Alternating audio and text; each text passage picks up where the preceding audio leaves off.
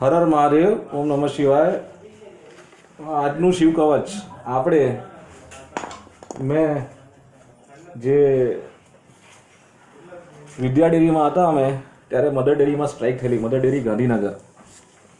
ત્યારે દરેક ડેરીમાંથી લોકો ગયેલા અને અમે વિદ્યા ડેરીમાં સ્ટુડન્ટ તરીકે હતા એટલે અમારા ટ્રેનિંગ ઓફિસરે ના પાડી તેમ છતાંય અડધા વિદ્યાર્થીઓ ગયા હતા. અને એમાં જે જોવા આવ્યું, રોજ જે સમોસા ખાવા પડે ને ટ્રાયકોન ખાવા પડે ને બધું કરીને ગમે તેમ અમૂલ ડેરી એ સપ્લાય કન્ટિન્યુ રાખ્યો અમદાવાદમાં. આ વાત છે 2000ની, જેમાં એક ધુરંધર ભાઈએ કહેવાથી એક વર્કરને સળગાવી દેવામાં આવેલો. અને પછી સમજૂરી થઈ કે જેટલી પણ ડિસ્પેચ વાહનો હશે એ આ પર્ટિક્યુલર ગામડામાંથી જે લોકો આવે છે એમની જ હશે, બાકી કોઈની નહીં. આવી રીતે ચાલાકી વાપરીને કોર્ટ બહાર કેસ રફે દફે થઈ ગયો. અને એમાં જે માણસ નિમિત્ત બન્યો આ બધી આંદોલનમાં વર્કરને સ્ટ્રાઇક કરાવવામાં, એ માણસ ભવિષ્યનો એક ખેડામાં આવેલી ડેરીનો એમડી બની ગયો. બીજો કિસ્સો, મોહન પાર્ક સોસાયટીમાં એક શિવ મંદિર હતું અને એક અખાડાના સાધુની સમાધિ હતી. ત્યાં ડુપ્લેક્સ બની ગયા, ચળવળ બહુ ચાલી, સમજૂતી થઈ ગઈ અને બધું હેડગોર ભવનની પાછળ જ હતું. એટલે રાષ્ટ્રવાદની લોકો વાતો કરે છે, હેડગોર ભવન શુકલની ચાલી છે ને, મોહન પાર્ક બરાબર. ત્રીજી આપણે પ્રસાદીના પેવર કરીને સોસાયટીઓમાં પેવર નાખવાનું ષડયંત્ર ચાલુ થઈ ગયું છે, જેમાં બુલડોઝરથી ત્યાંના જૂના પથરા તોડી દેવામાં આવે છે અને પેવર નાખી દેવામાં આવે છે. એવા પેવર નાખે છે કે નીચેનું જળસ્ત્રોત તો વધતું નથી, ઉપરથી બીજા બધા નુકસાન વધારે થાય છે. પર્કોલેટિંગ પેવર કહેવાય છે. બરાબર. આપણે સ્ટડી ટૂર કરવા જઈએ બહાર અને આંધળું અનુકરણ કરીએ તો લોચા વાગે. એના કરતાં રેઇન વોટર હાર્વેસ્ટિંગ સિસ્ટમ છે, જે પોળોમાં અત્યારે પણ મઘા નક્ષત્રમાં પાણી ભરાય છે અને 365 દિવસ રસોઈમાં એ જ પાણી વપરાય છે અને પોળોનું વાતાવરણ પણ ઠંડુ રહે છે.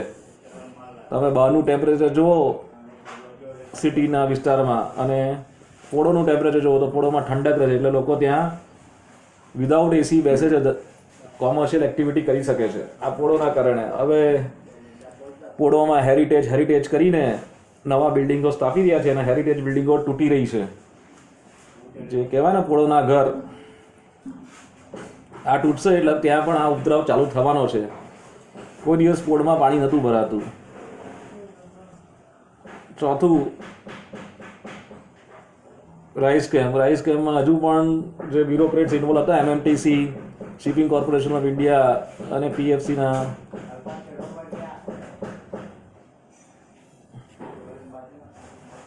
ભાવ ઓછા કરવામાં અને એમને બેલેન્સ શીટ ખરાબ કરી દેવામાં એ લોકો હજુ દંડાયા નથી. પૈસા ક્યાં ગયા, શું થયું? વેસ્ટ આફ્રિકામાં કાળા ધોળા કરીને એક માણસ બિઝનેસમેન બની ગયો દુબઈમાં.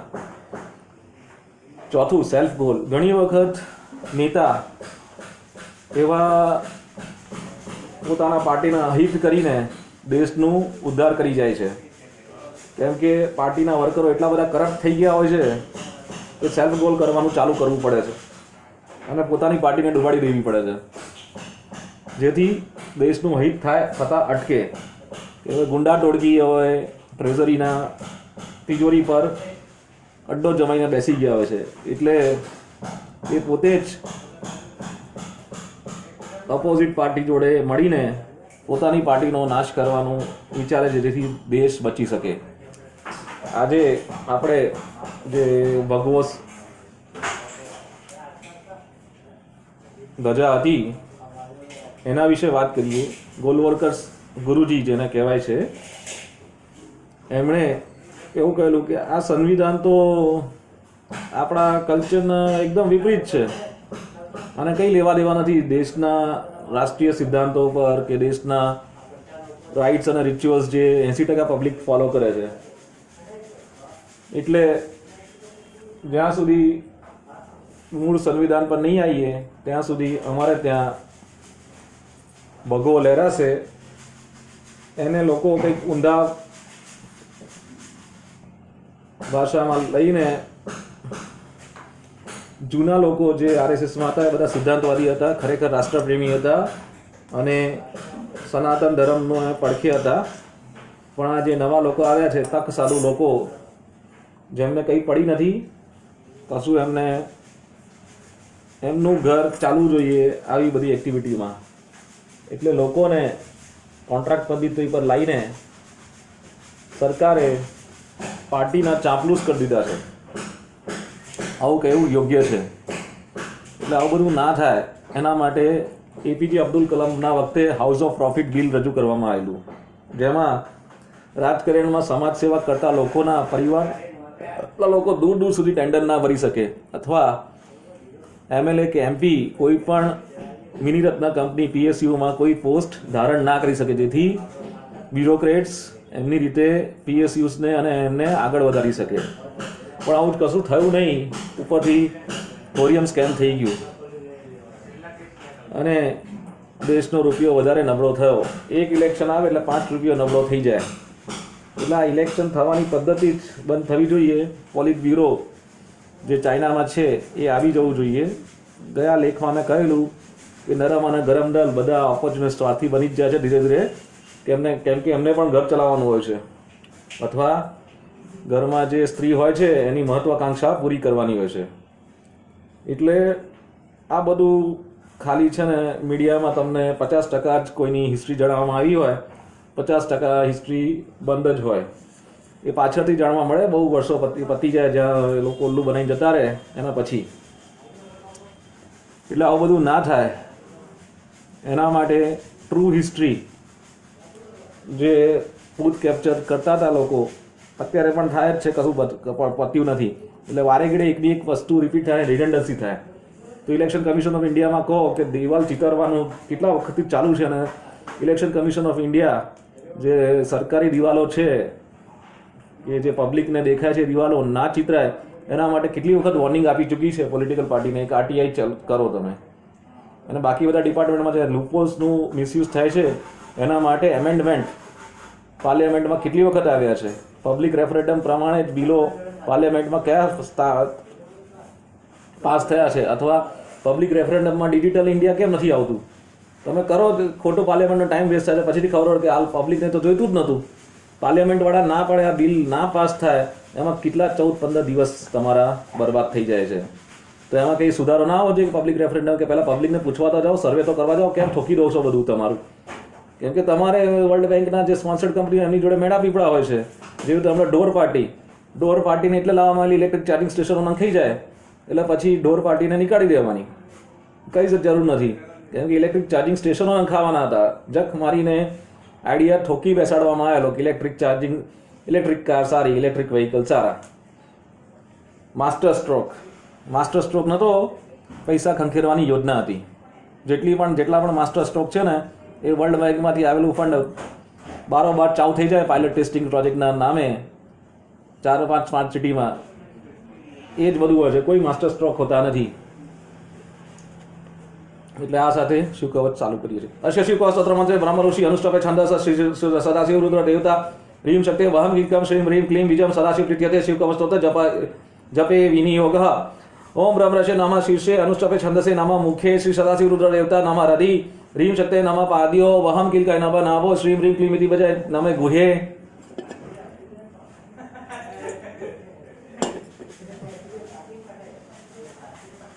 વિનિયોગાય નમઃ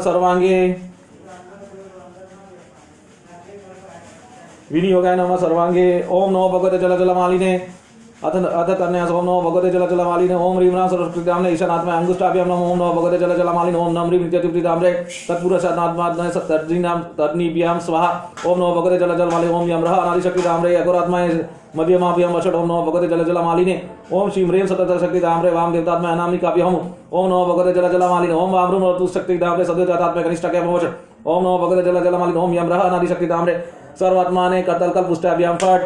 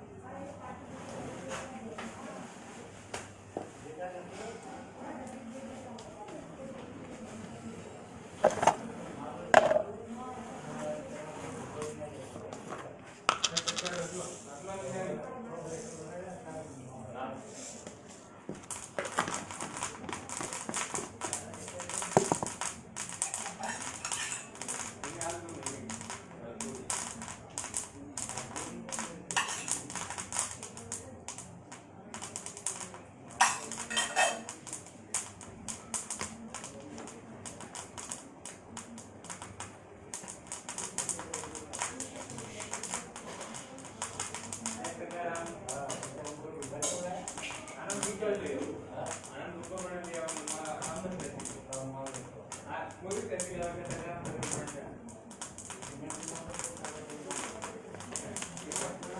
नमो भगवते जल जलमालिने ओम ह्रीं राम सरस्वती धामने ईशानात्मा अंगुष्ठ हृदयाय नमः ओम नमो भगवते जल जलमालिने ओम नम ह्रीं चतुर्थी धामने तत्पुरुषात्मने शीर्षे स्वाहा ओम नमो भगवते जल जलमालिने ओम अमृत शक्ति धामने अघोरात्माय शिखाय वषट ओम नमो भगवते जल जलमालिने ओम श्रीं ह्रीं सुत शक्ति धामने वामदेवतात्माय कवचाय हूँ ओम नमो भगवते जल जलमालिने ओम वामृ मरुत शक्ति धामने सद्योजातात्माय नेत्रत्राय वषट ओम नमो भगवते जल जलमालिने ओम यामराह अनादि शक्ति धामने सर्वात्माने अस्त्राय फट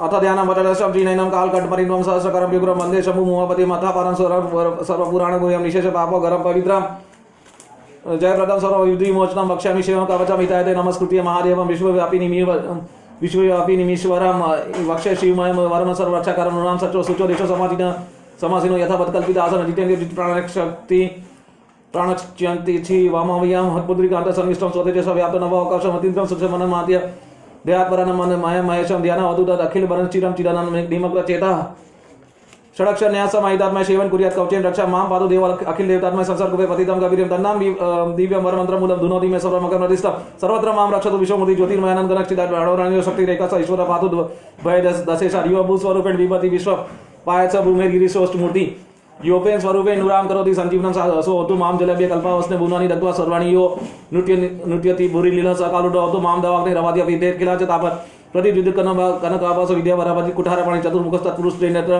प्राच्यं स्थितिं रक्षतु मामस्त्रं कुठार वेदंकुश पाशशूल कपाल डकक्ष गुणान् ददान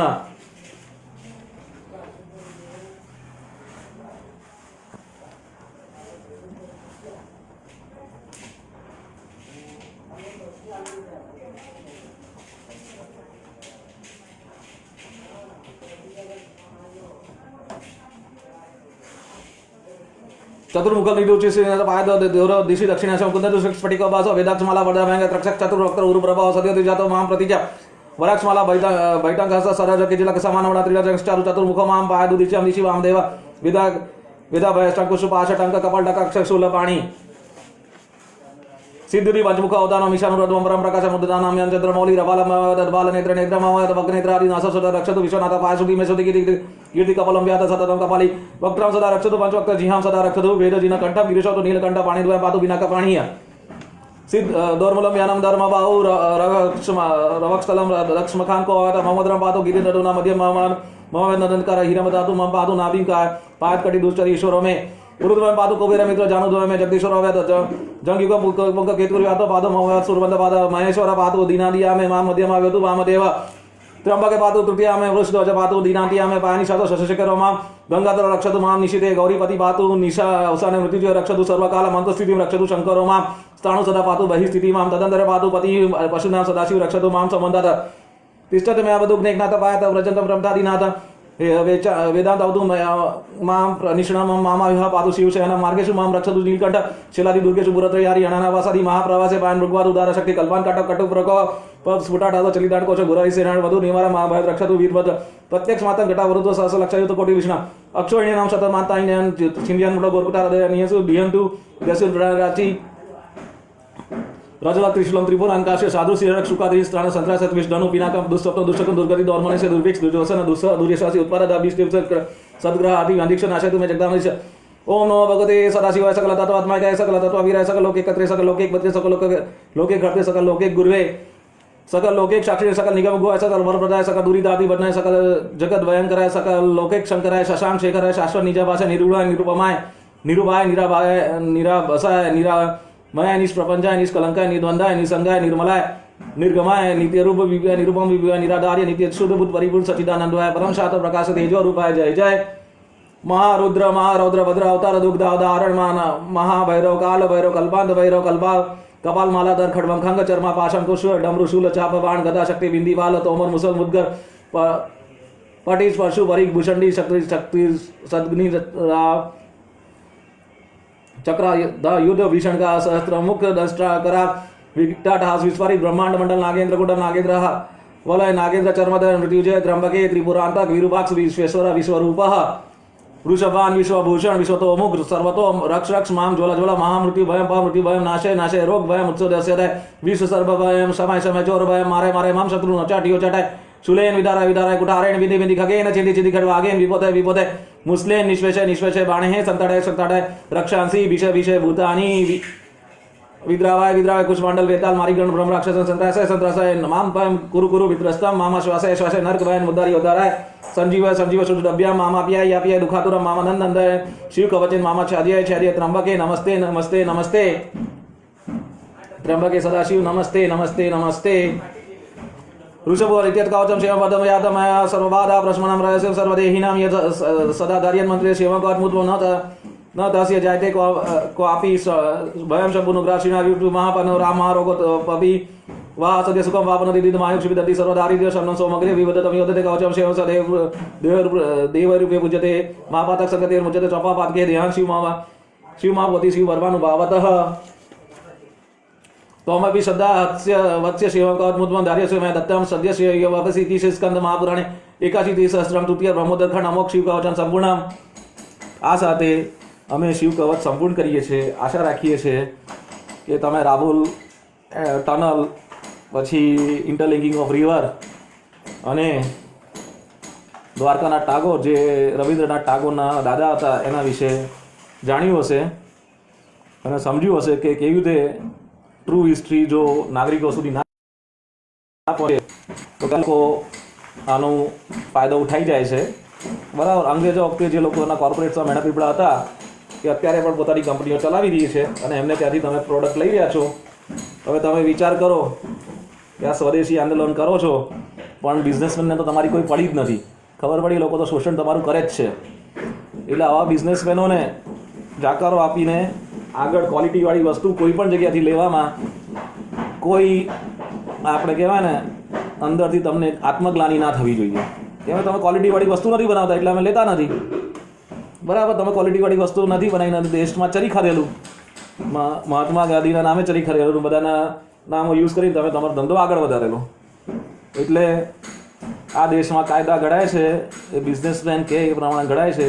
જ્યાં સુધી નોર્મલ નાગરિકોને ફાયદો કરતા કાયદાઓ નહીં આવે ત્યાં સુધી આ થવા નથી. એના માટે સમાજ સેવક નોર્મલ નાગરિકોમાંથી જે લોકો નોકરીઓ કરે છે એમાંથી આવવો જોઈએ તો જ ભલું થશે. બાકી આ સ્ટંટબાજો એનજીઓમાંથી ટ્રોજન હોર્સિસ વિદેશી ફંડ પર પેડ મીડિયામાં ચમકવા માટે આવે છે.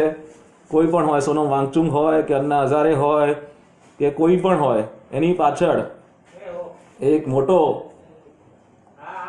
ષડયંત્ર છુપાયેલું હોય છે. જ્યારે જમ્મુ કાશ્મીરમાં પથ્થરમારો થાય એટલે સમજી લેવાનું દિલ્હીમાં કરપ્શન થયું છે. જ્યારે હિન્દુ મુસ્લિમ કરાવે ત્યારે સમજી લેવાનું કંઈક મોટો કાયદો પાર્લિયામેન્ટમાં પાસ થવાનો છે કે થઈ ચૂક્યો છે. એના પરથી તમારું ધ્યાન ભટાવી રહ્યા છે. હર મહાદેવ.